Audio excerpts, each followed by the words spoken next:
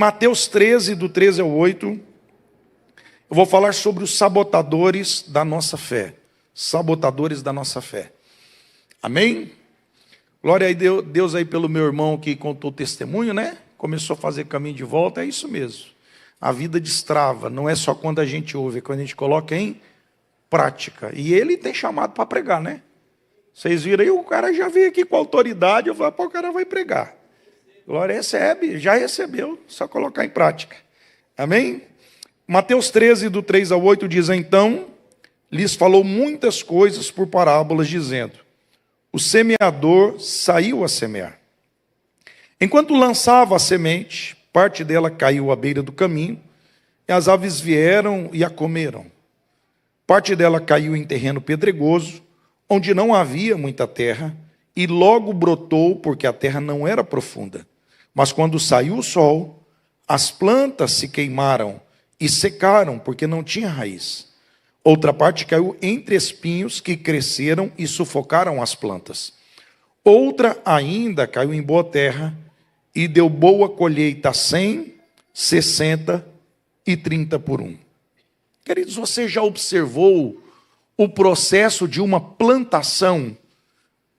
Quando você vai olhar para uma plantação moderna, a primeira coisa que o fazendeiro faz é fazer a pesquisa do solo.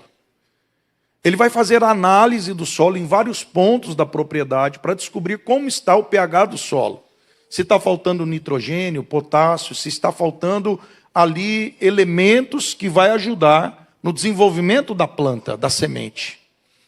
E depois ele fazer uma análise minuciosa do terreno, por amostragem, ele vai ver aonde está precisando de compensação. Por isso que você muitas vezes vai passar numa terra, você vai ver calcário e muitas outras coisas cobertas ali com uma lona, e depois vai ter um processo de colocar em cada ponto ali o que mais precisa, e aí então vai vir um arado. Esse arado vai mexer a terra. Nota, o arado corta a terra. O arado faz os sulcos da terra mexerem. E ali agora um processo de adubagem, e a posteriori vem uma máquina com uma plantadeira que vem plantando a semente. E a partir daquele momento que a semente foi lançada, o processo não acabou, o processo apenas começou. Onde a planta vai passar por todo um processo de enfrentar sol, chuva, pragas, vento, clima, às vezes o frio no sul. Então nota que a nossa vida, queridos, ela não é diferente. Ela envolve um período de amostragem, onde Deus vem pesquisar a gente e ver o que está faltando em nós, para que nós possamos produzir o milagre e outras coisas na nossa vida. E por que não produz? Está faltando algo. Depois que Deus levanta, faz o levantamento na minha vida e na sua vida, começa um processo onde Ele vai nos adubar. E depois que você está adubado, estamos adubados, Deus vai começar a plantar sementes na nossa vida, só que a partir do momento que a semente estiver plantada, nós ainda vamos ter que enfrentar todo um processo até virar fruto. E é sobre isso que eu quero ministrar para você nessa noite, porque existem os sabotadores da nossa fé. Quando nós olhamos para esse texto, Jesus usa uma história simples. Um semeador que sai para semear espalhando semente. E a Bíblia fala aqui que ele espalhou um mesmo tipo de semente em 4 tipos de solos diferentes. 3 solos dão resultados ruins.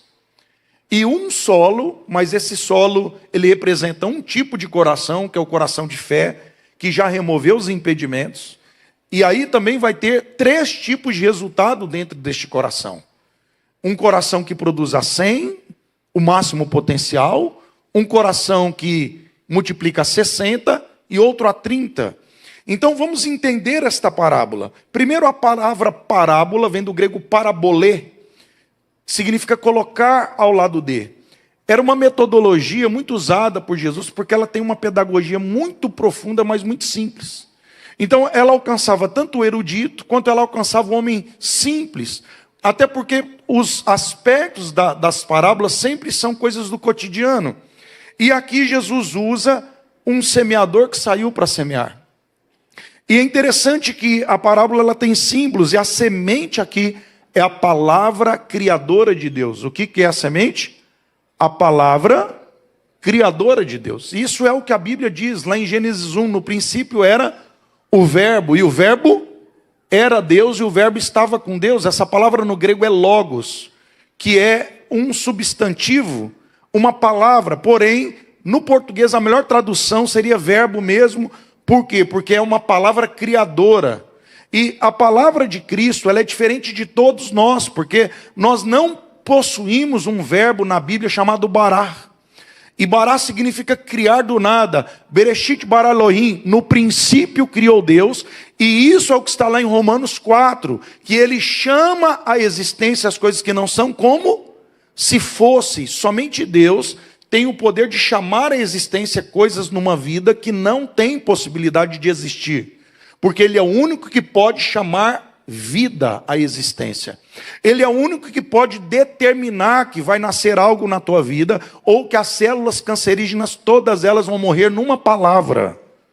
Ele é o único que tem todo o poder sobre o universo e todas as forças da terra, quer seja mar, quer seja tempestade, quer seja o sol. Não há nada que não obedeça à voz do Criador, à voz do Eterno.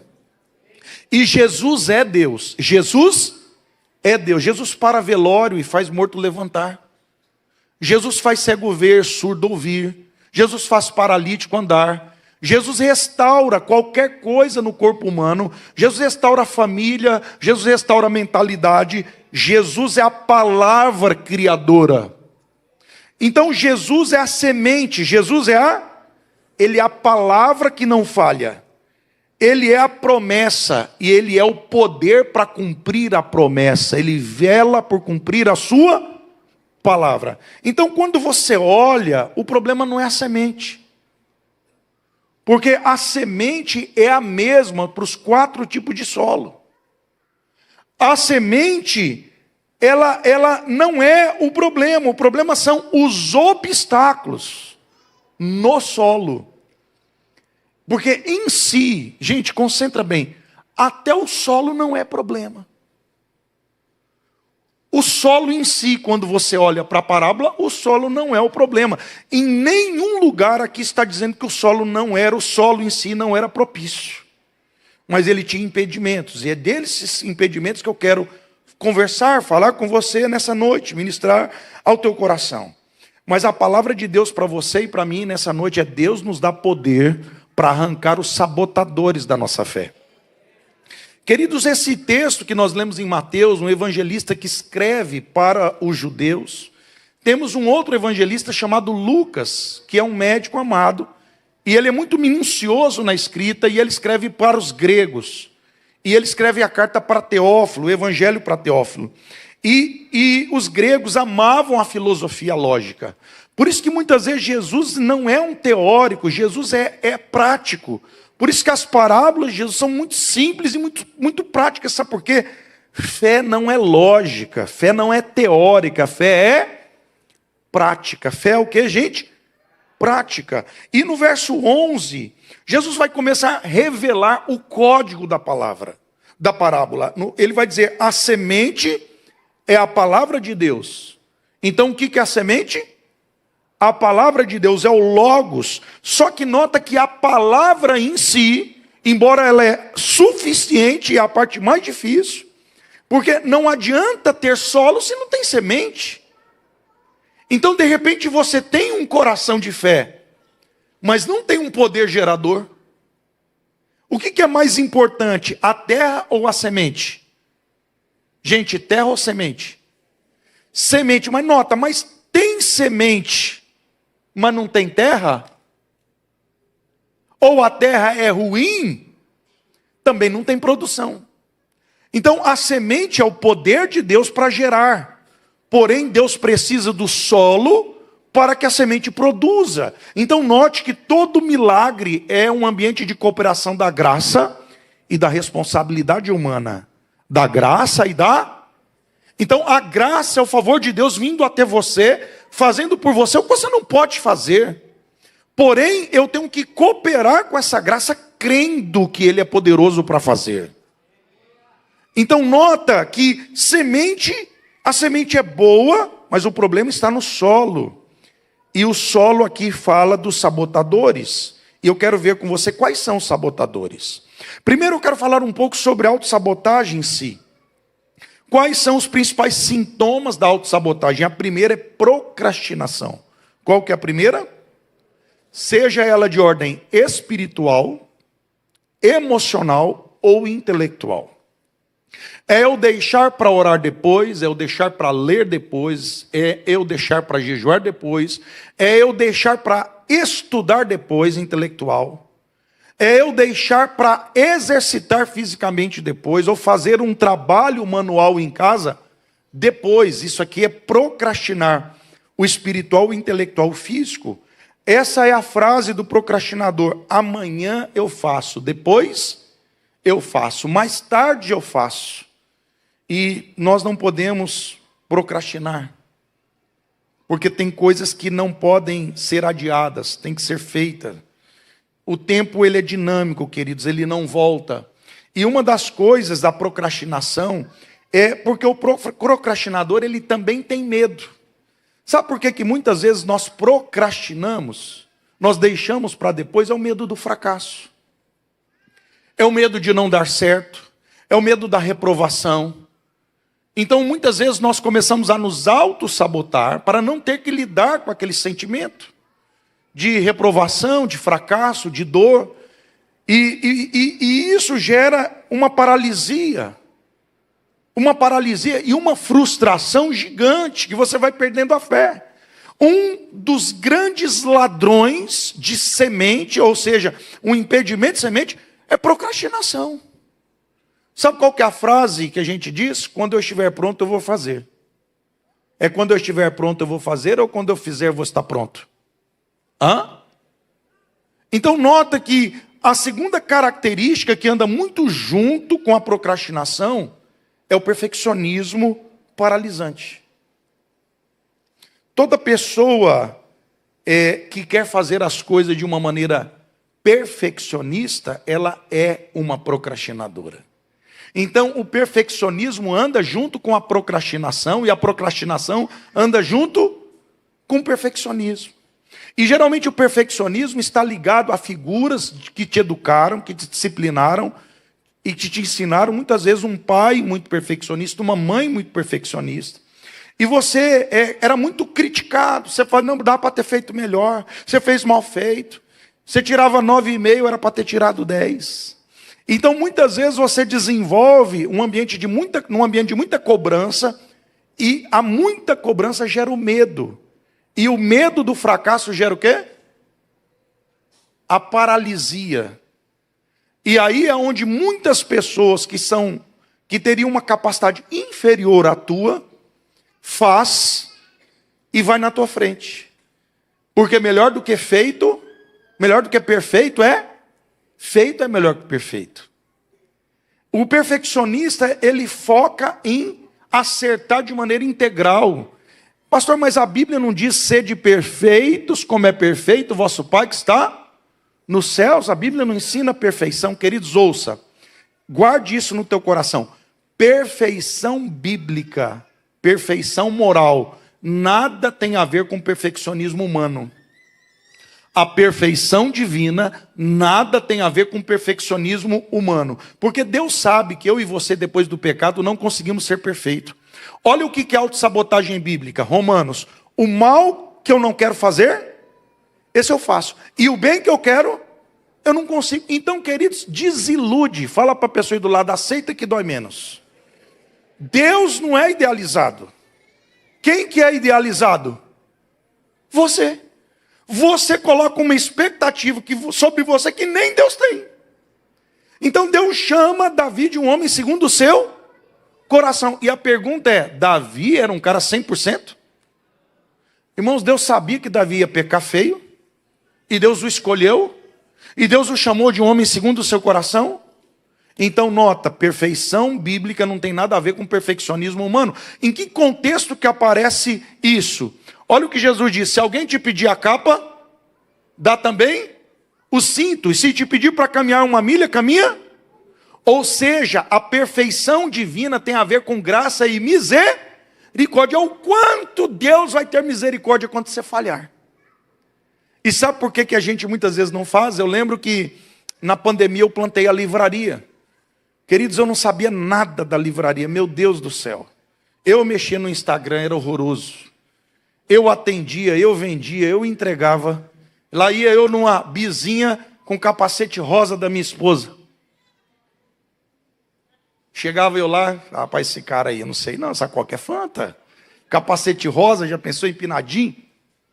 Na Bia, gente, se você ficar pensando o que os outros vão pensar, e se você ficar pensando muito, e aí eu entendo que o pastor Marcos ministrou certo, a gente tem que ter planejamento, mas tem hora, querido, que você não vai esperar que o teu planejamento vai bater tudo, não.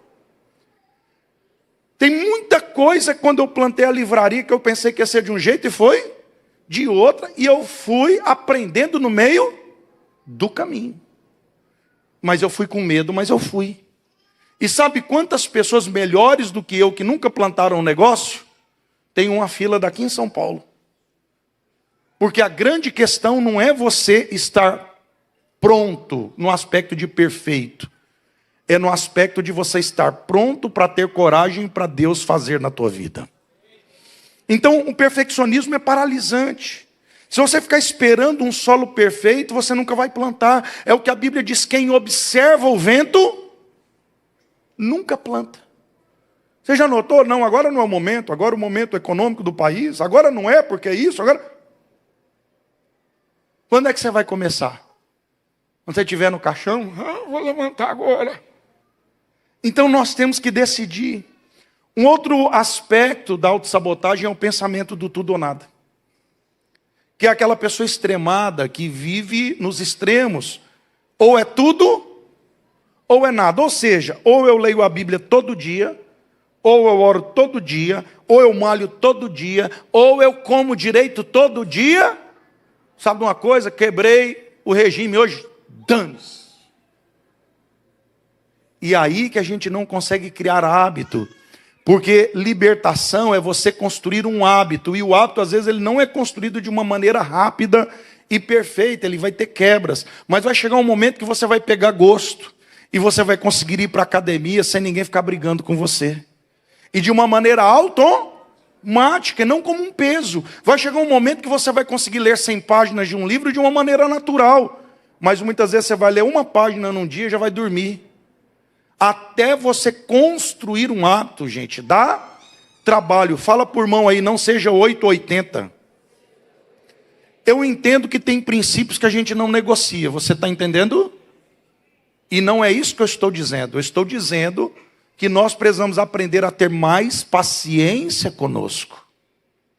Queridos, trocar graça por régua é um grande problema. Sabe por quê? Porque quando a gente troca graça por régua, a fé vira desempenho e não relacionamento. A gente fica muito mais focado em números. Hoje eu li a Bíblia, 3 capítulos, orei 1 hora e jejuei 1 vez na semana, aleluia. Isso aqui é relacionamento ou isso aqui é um programinha espiritual? Irmãos, Deus, eu entendo que a gente tem que ter uma disciplina espiritual. Tudo na vida a gente tem que ter disciplina. Mas não é sobre régua, é sobre relacionamento. E quando a gente entende isso, já imaginou, hoje eu não visitei minha namorada ainda, hoje eu tenho que ficar 1 hora com ela, e eu tenho que trabalhar 1 hora, malhar 1 hora. Que vida miserável. A gente tem que fazer as coisas de maneira natural, mas entendo que muita coisa não é natural, a gente vai ter que determinar. Como que a gente acorda de manhã assim, que vontade que eu estou de malhar hoje? Como eu estou com uma vontade de não comer? Nunca. Você vai ter que tomar uma decisão.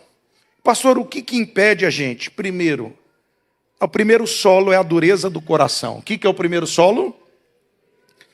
A Bíblia diz que uma semente que caiu à beira do caminho, então o diabo vem e tira do coração a palavra. O que ele tirou do coração? A palavra, para que a pessoa não creia. A palavra no grego aqui, beira do caminho, vem do grego odos, que significa estrada pisada ou compactada. Eu não sei se você já além de andar na BR, que é asfaltada, é dirigir numa estrada de barro, principalmente nesse período que está meio chuvoso e seco. E você já notou que se você tem uma trilha no barro ali? Você já notou? E quando você está na estrada de barro, você procura o quê? A estrada batida, compactada ou a estrada amolecida? Querido, se você sair da compactada, o carro faz o quê? Ele derrapa e o quê? Ele sai para o barranco. Por isso que muitas vezes nós temos medo porque já aconteceu algo no nosso passado. Lá no passado você foi criticado pelo seu pai, pela sua mãe, abandonado, rejeitado. Lá no passado você fracassou num relacionamento, numa empresa, você fracassou em um negócio, você fracassou na vida espiritual, e a partir daí o medo paralisante toma conta do nosso coração, e nós vamos perdendo a ousadia de ir na vontade de Deus, mesmo que seja um caminho que não foi pisado. E muitas vezes a fé vai pedir ousadia para você ir para um lugar que Deus falou para você ir e você nunca foi. Olha Abraão. Abraão saiu sem saber para onde ia. Queridos, tem hora que Deus vai pedir para você colocar o pé onde você nunca pisou. A terra não está pisada. Não é um lugar que você domina. Não é uma coisa que você tem segurança. Você vai ter que confiar em quem? Na palavra de Deus. Agora, o que vai gerar o milagre? A palavra, mas você está olhando para onde? Para a palavra, ou você está olhando para a terra batida? E a terra batida é a ferida do teu passado. São os seus fracassos dizendo para você, você não vai conseguir. É o gigante gritando para você, quem é você, seu cão? E se você começar a ouvir a estrada batida do seu coração, o seu trauma, a sua ferida, a sua rejeição, o seu abandono, você vai daquele trauma de um extremo de frustração para generalização. Você vai ficar num medo paralisante. Queridos, nota, o diabo, ele não tira a palavra dos nossos ouvidos. Ele tira a palavra do coração antes que ela nasça. Quantas vezes a palavra chegou no nosso ouvido, mas nós endurecemos o nosso? Por isso que a Bíblia diz, quando ouvir a palavra de Deus, não endureça o seu. Está lá em Hebreus 13:15. Pastor, o que é endurecer o coração? É não ter fé de colocar o pé onde Deus está mandando você colocar. E pastor, por que a gente faz isso? Medo. O verdadeiro amor lança fora todo medo. Hoje, nesta noite, Deus te convida a caminhar por fé. A caminhar por... Não adianta ouvir a palavra. Você tem que realmente crer na palavra criativa. E não andar mais no chão batido do teu coração. Tem hora que você vai ter que dar um passo inédito, querido. E aí a gente tem um antídoto que é amoleça o solo. Você já notou que um dos antídotos para solo batido é o quê? Água. Você já viu como água amolece qualquer coisa, gente? Coloca a água da palavra, coloca a água da fé no teu coração. A Bíblia diz que o Senhor não rejeita um coração quebrantado. Tem hora que nós temos que pedir, Espírito Santo, quebranta o meu coração. Porque, pastor, mas é o medo do fracasso de novo no relacionamento, na empresa, no casamento. Tá, realmente pode acontecer algo ruim, mas pode acontecer algo muito bom. Principalmente vai acontecer se Deus mandou você dar o passo. Porque muitas vezes a coisa ruim aconteceu porque Deus não mandou você dar passo e você deu. Então guarde a palavra, não só ouça. A Bíblia diz que nós temos que esconder a palavra dentro do nosso coração. Queridos, quantas palavras o diabo já roubou antes de você crer? Semente desprotegida vira comida de demônio. Quantos demônios roubam a palavra do seu coração? E essa palavra ela ia gerar milagres. Mas não gerou porque a terra estava o quê? Batida. Hoje, coloca a mão no seu coração aí, em nome de Jesus. Fecha os teus olhos um minuto e diz, Senhor, cura o meu coração. Cura a terra batida do meu coração. Cura os meus traumas de medo paralisante, que me impede de desafiar e viver algo novo. Decida que você, querido, vai fazer de novo esse concurso. Decida que você vai tentar o OAB de novo, revalida de novo, que você vai tirar a habilitação de novo. Decida que você vai crer de novo. Por quê, pastor? Porque Deus é especialista em fazer terra ficar mole e semente germinar. O segundo solo, que é o grande sabotador, o problema não é a semente, é o solo pedregoso. E isso fala dos sabotadores interiores. Nota que essa primeira semente, ela nem consegue penetrar o solo. Essa semente aqui, sim, ela consegue penetrar o solo. Só que ela tem um outro problema. Ela tem pouca terra. Ela tem o quê? Pouca terra. Porque muitas vezes até a semente, ela cai num lugar que não é chão batido. Não é uma pessoa que está presa em coisas do passado. Mas no grego é petródes, que é pedra por baixo. Ou seja, são pedras por baixo da raiz que impede ela crescer. Ou seja, fé sem profundidade não aguenta provação. E pastor, o que são os impedimentos internos do coração? Os impedimentos internos também são traumas que nós vivenciamos no passado. Também são coisas que impedem o nosso solo de ter profundidade. Queridos, muitas vezes o que está faltando é fé na palavra de Deus. Por quê? Porque você não teve tempo de ler a Bíblia de verdade. E quando nós começamos a conhecer a Deus intimamente, nós começamos a desenvolver fé no caráter dele. E sabe onde começou realmente o medo de até mesmo de crer em Deus? Porque a nossa confiança ela foi sendo minada ao longo da vida. As primeiras figuras de autoridade que representam Deus são os nossos pais. Só que os pais que Deus criou não foram os nossos que nós temos hoje. Foi o pai original e a mãe original, que foi Adão, e estes não tinham pecado. Deus não é o autor da morte, a morte é consequência do pecado. No dia que comer do fruto, certamente morrerá. E muitas vezes a gente diz assim, se Deus é bom, por que minha mãe morreu? Se Deus é bom, por que está tendo tanta fome, tanta guerra, tanto abuso sexual? E aí nós colocamos a culpa de toda a dor em quem? Em Deus, quando na verdade Deus é o autor de toda a graça. Ele não tinha obrigação nenhuma de nos resgatar, e nos resgata em Cristo Jesus. Então todo dom perfeito vem de graça, de Deus. E muitas vezes nós perdemos até a confiança em quem é o nosso parceiro na nossa restauração. Queridos, o diabo é tão sujo que ele sabe que o único parceiro para o teu milagre é Cristo. E ele faz você perder a fé em quem? No teu parceiro. Pastor, por que eu perco? Porque um dia você colocou a confiança no teu pai, e ele prometeu e não cumpriu. Tua mãe prometeu e não cumpriu. Teu professor, figura de autoridade, o seu próprio pastor, o seu patrão, o seu cônjuge que disse, eu vou ser fiel até a morte. A mulher que prometeu amor, o mundo pode cair, eu nunca vou te botar um chifre. E de repente, E a pessoa perde a capacidade de confiar. Gente, confiança está ligado à entrega. E se isso aqui é tão leve, mas se eu ficar 1 hora aqui, e aí nós ficamos cansados porque a gente não entrega mais nada.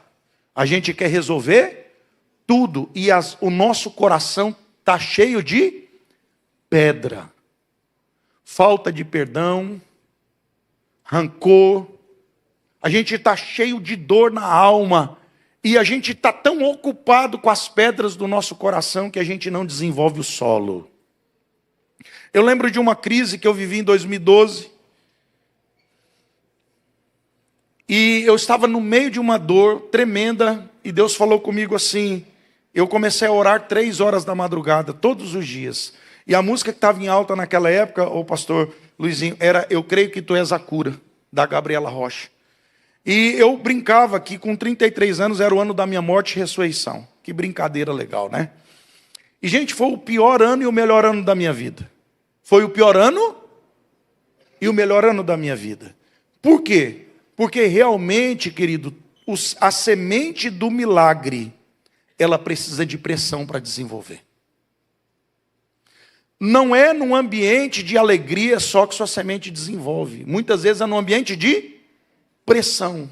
Num ambiente de dor, a uva tem que ser pisada para sair o melhor vinho. Então nós não podemos ter uma fé sincrética. O que é isso? É uma mistura de fé com sentimento. Sabe por quê? Porque emoção passa e só fica fé. E isso é um problema de autocrítica, que é a dúvida da identidade.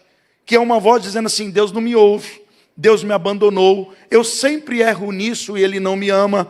E quando na verdade Romanos 8:1 diz que se alguém está em Cristo, Romanos 8:1, portanto, agora nenhuma condenação há para quem está em Cristo. Então, em Cristo, nessa nova identidade, nós temos uma identidade de filho, nós não temos que ter dúvida, porque é a dúvida que tira a gente de um ambiente de enfrentar a dor. E na hora que vem a dor, a gente faz o quê? A gente foge. E o outro processo da autossabotagem, que eu falei da autocrítica com a dúvida da identidade, é o isolar-se na crise. Toda pessoa sabotadora, quando vem a tempestade, o que ela faz? Ela se isola. Olha para Pedro, quando ele começa a seguir Jesus de longe.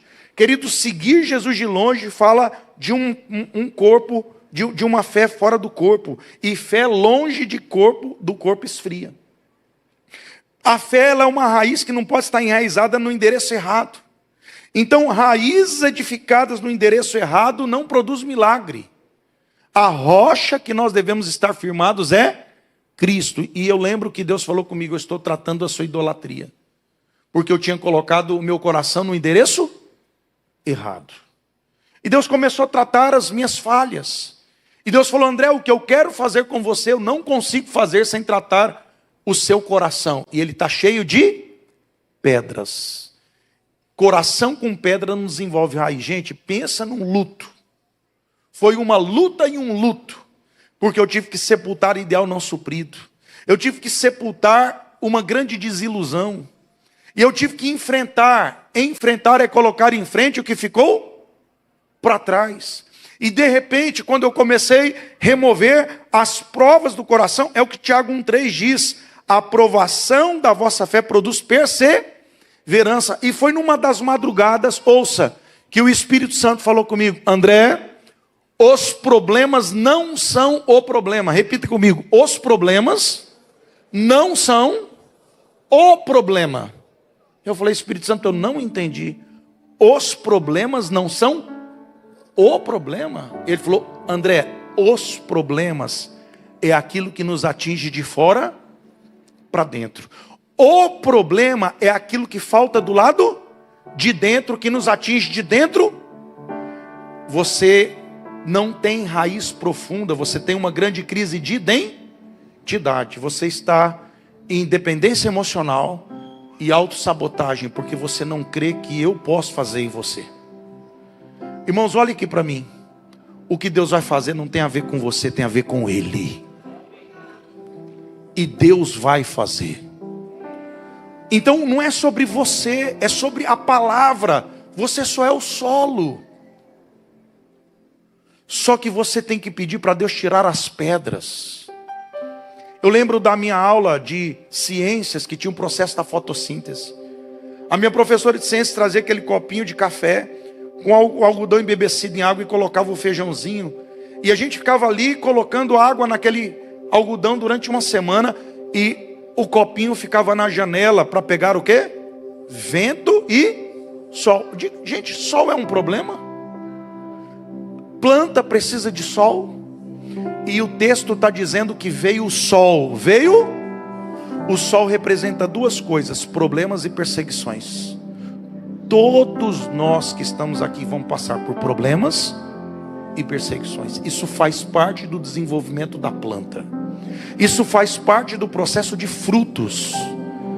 Então os problemas, e aí a gente tem que dizer: realmente eu estou me sabotando, porque eu preciso começar a enfrentar as pedras do meu, e isso é fazer caminho de volta. Sabe quantas vezes o milagre não acontece porque a gente não voltou onde deveria ter voltado? Aonde a gente não enfrentou o que já deveria ter? E a gente chama negação de fé. Tá tudo bem, tá tudo bem, tá tudo bem. E tudo vai mudar. Eu vou dormir de um jeito e vou acordar de outro. Você não vai dormir gordo e acordar magro. Você vai ter que fechar a boca. Você vai ter que colocar o sapato, você vai ter que começar a correr, né, Luizinho? Queridos, ouça o que eu vou te dizer. O irmão Jairo, né, o Monjaro, pode até te ajudar, mas se você tirar o desmame dele e não desenvolver disciplina, volta tudo.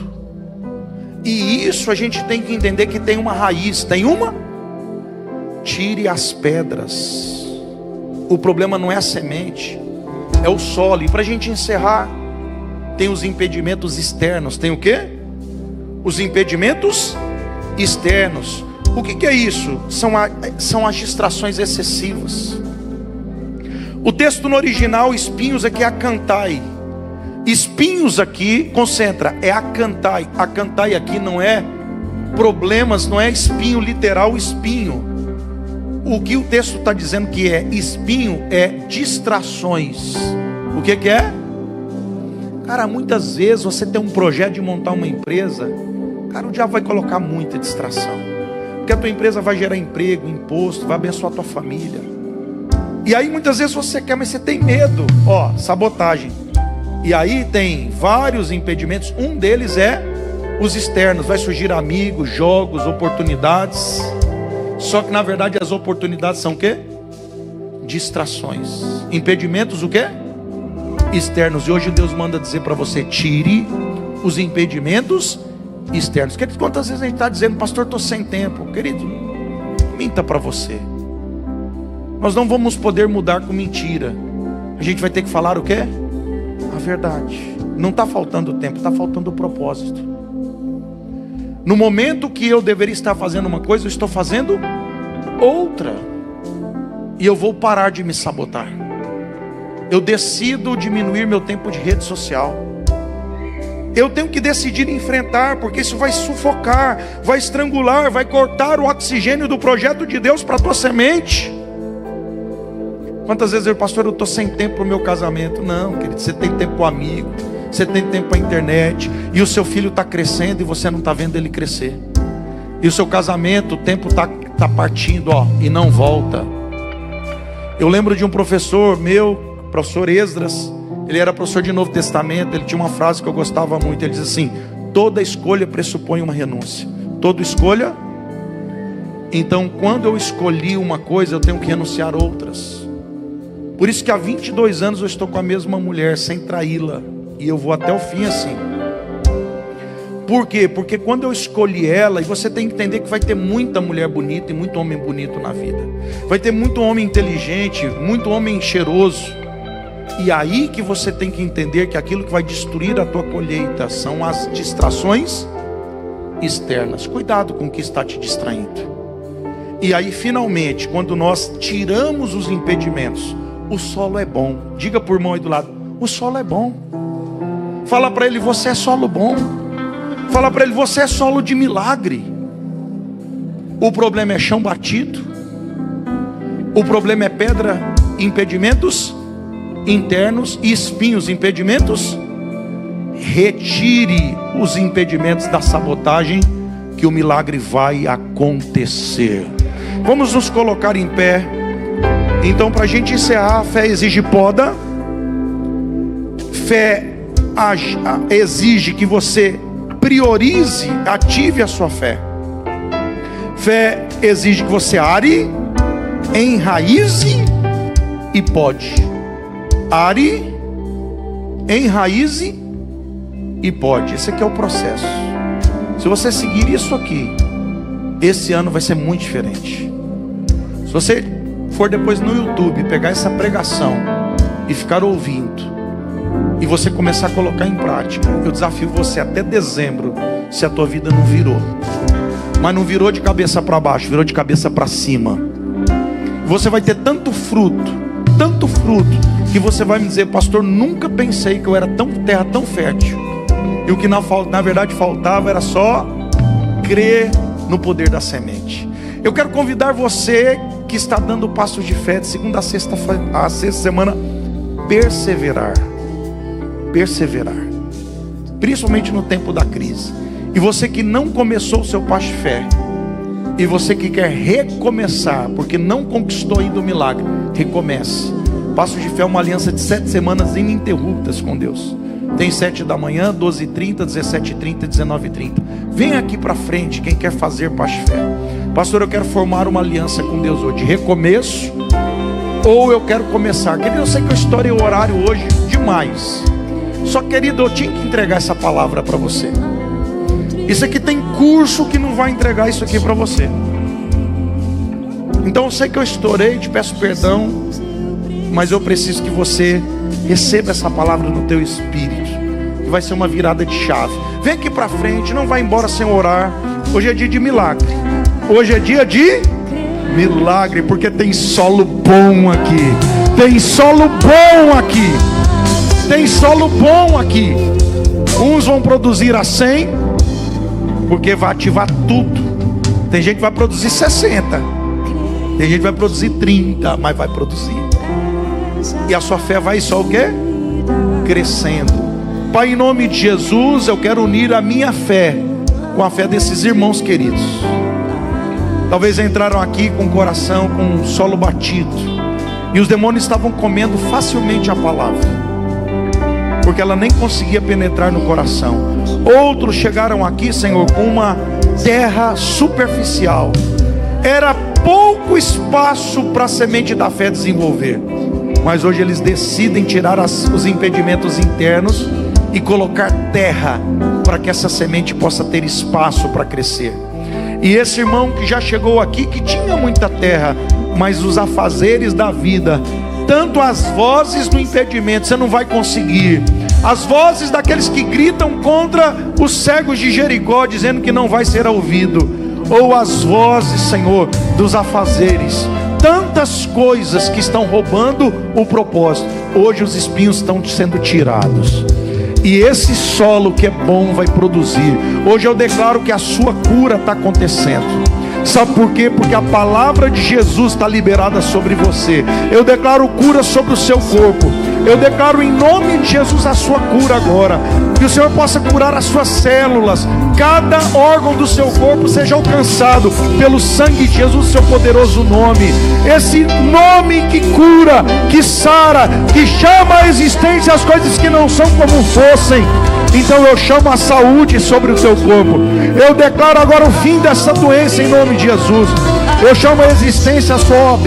Eu chamo a existência o seu CRM. Eu chamo a existência a sua habilitação. Eu chamo a existência a sua vitória no processo, a sua venda da casa, do carro, ou a compra do carro, ou a contemplação. Eu chamo a existência a restauração do seu casamento, do relacionamento entre pais e filhos. Eu chamo a existência o seu negócio, o seu empreendimento. Eu chamo a existência a restauração dele. Eu chamo a existência o seu emprego. Eu declaro que você vai ser contratado e vai ter um excelente salário. Eu chamo a existência o seu aumento de salário. Eu chamo a existência a cura na sua família, no seu casamento, com seus filhos. Senhor, visita esta pessoa agora. Eu chamo a existência a cura da depressão, da ansiedade, de todo medo paralisante. Eu chamo a existência o teu sono do justo. Repreende agora a ansiedade e o medo, a insônia. Pai, quebra todo o trabalho de feitiçaria, palavras malditas. Eu repreendo os demônios agora que perturbavam a tua vida. Senhor, leva esse povo em paz para casa. Livra do homem perverso, da mulher maligna, do crime de sangue, lábios mentirosos. E que a paz dos céus, que sobrepassa todo o entendimento e guarda coração e pensamentos, esteja sobre eles desde hoje e sempre. Quem crê e recebe, diga amém. Deus te abençoe e vai em paz. Ali no fundo tem os livros. Dê uma passada lá, seja abençoado em nome de Jesus.